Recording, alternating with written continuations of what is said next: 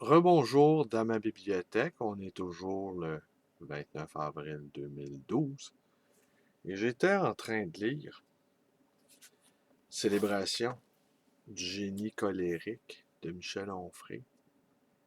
Je repensais à tout ce qui s'était passé aujourd'hui. Je suis allé manifester devant Radio-Canada avec ma pancarte.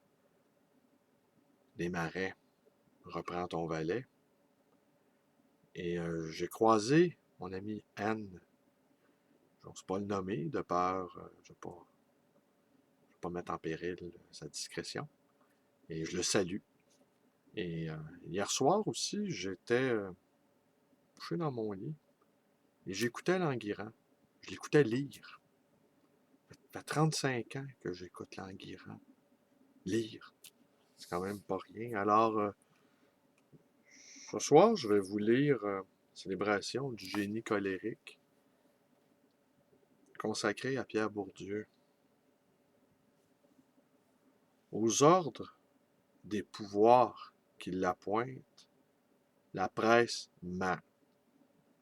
Elle excelle dans l'art de travestir, transformer, déformer, vider les contenus et laisser exsangue la plus tumescente des pensées.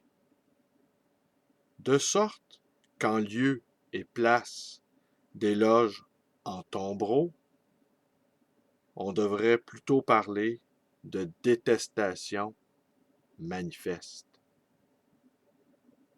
Car la mort de Pierre Bourdieu, hormis quelques très honorables exceptions, a surtout été l'occasion de resservir la tisane de fiel ou les décoctions habituellement haineuses sur le personnage. Les uns ont sorti l'artillerie lourde et violemment pilonnée, les autres assassinés avec une dague depuis longtemps dissimulée dans l'attente du forfait. Certains ont bombardé avec une évidente jubilation. D'autres, subtilement versé le poison dans les coupes. Mais finalement, tout le monde a communié dans le même mépris sur sa figure et sur son travail. Que signifie cette unanimité contre? Car un individu ne parvient pas, sans sans une véritable raison, à mobiliser autant de plumes, et souvent sur un ton violemment polémique, sans avoir commis une faute majeure. Mais laquelle? La raison en paraît simple et évidente. Pierre Bourdieu affiche clairement son combat contre le capitalisme dans sa version libérale. Et conséquemment, il hérite comme ennemi de tous ceux qui confondent cette politique, droite et gauche confondues, autant dire la plupart des journaux, à l'exception de quelques rares titres, une infime poignée dans laquelle on peut lire le véritable hommage, sans critique allusive, ni perfidie rapportée par un ancien disciple, ni réserve émise entre les lignes par un folliculaire habile et diplomate. Or, les intellectuels, penseurs, philosophes et autres acteurs du monde des idées qui expriment nettement leur opposition à la domination libérale et au devenir de la planète, intégralement soumis à la loi du marché, sont peu nombreux dans un temps où l'argent, comme horizon indépassable, fournit le credo autour duquel s'organise l'ensemble des prises de position idéologiques, nationales et internationales.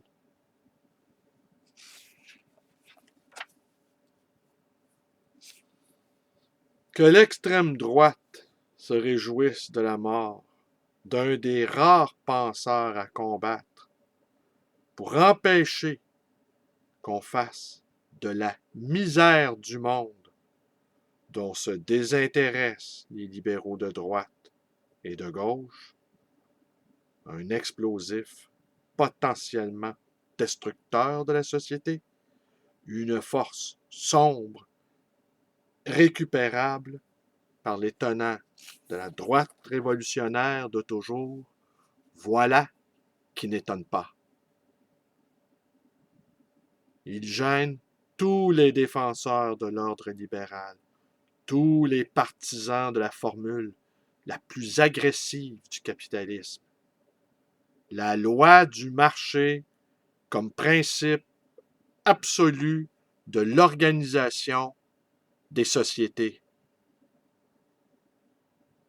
Son travail souligne l'existence d'une droite et d'une gauche, ces deux options dessinant chacune une vision du monde.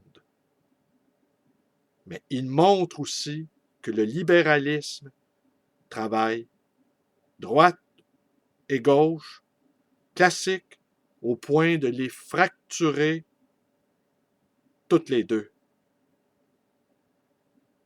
Ce constat le fait lutter pour une gauche de gauche, au sens véritablement de gauche, et non pour une gauche de la gauche, comme les journalistes le disent souvent. À droite, il n'a pas d'amis.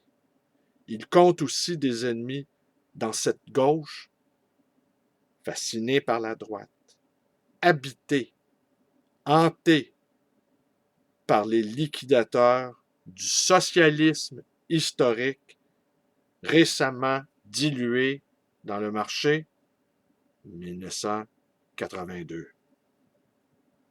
Converti au pouvoir, à l'argent, à la bourse, au dollar, aux affaires, au palais présidentiel, fasciné par le modèle américain, cette gauche qui se partage le pouvoir en alternance avec la droite depuis mai 68 n'a pas les faveurs du sociologue.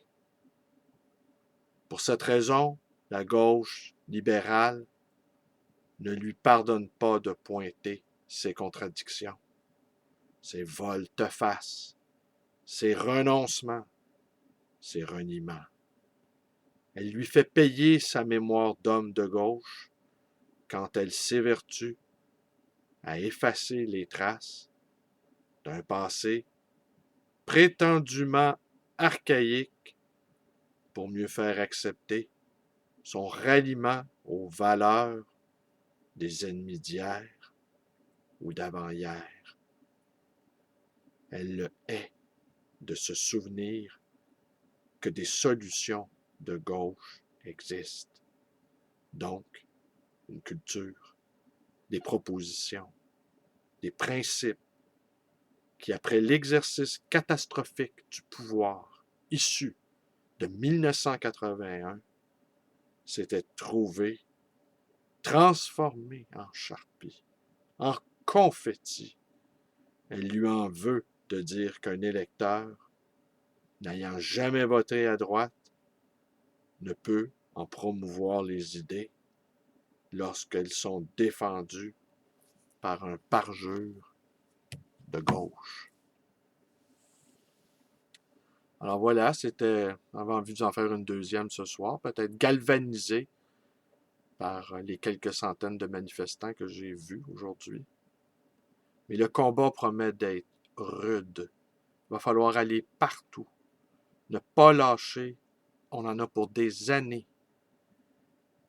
Ils ne vont pas nous faire de cadeaux, là, les gens là, qui contrôlent la partie. Ils vont rien céder. On est mieux de se préparer, là, de s'armer de courage, d'imagination, de créativité. Aller partout.